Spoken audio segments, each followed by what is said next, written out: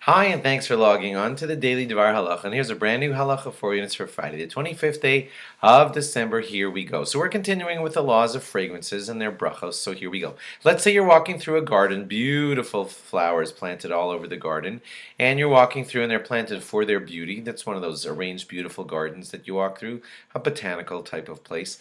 And the smell is so beautiful, and you're wondering, do I make a bracha on the smells of the beautiful flowers as I go through?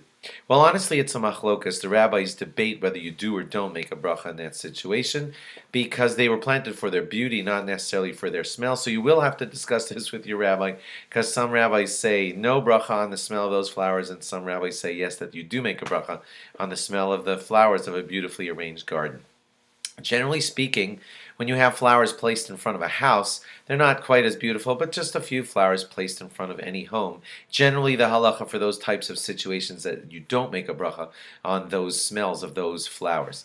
There also is a halacha that if a woman is wearing perfume and she smells beautiful in that perfume, and if that woman is someone who is prohibited to you, then you should not be smelling her perfume. If you're a man, it's just not appropriate, okay? So that would be the halacha for a woman wearing a nice smelling perfume, and she's someone who's prohibited to you, the man, then you, the man, should not be smelling that perfume.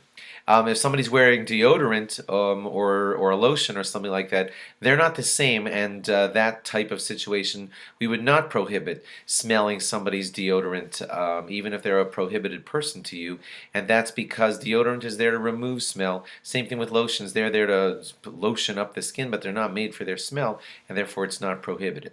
If you ever spray an aerosol like a Lysol or something, and you're wondering about making a bracha, so the answer is no, that you don't make a bracha because there's usually no solid besamim type of ingredients inside of an aerosol can of something like Lysol. Same thing, by the way, would be true of a nice smelling soap or something of the sort. If you smell that, you don't make a bracha. It's not made for its smell. It's a soap. It's basically made to clean. It just happens to have a nice smell. So no bracha is made over nice smelling soaps. An air freshener in a car that's made to give off a fresh scent.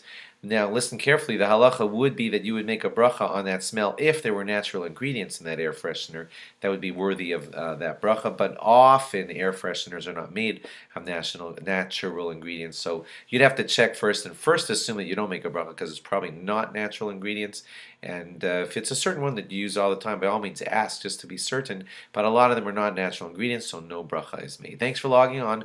Log on again after Shabbos for more. Bye-bye.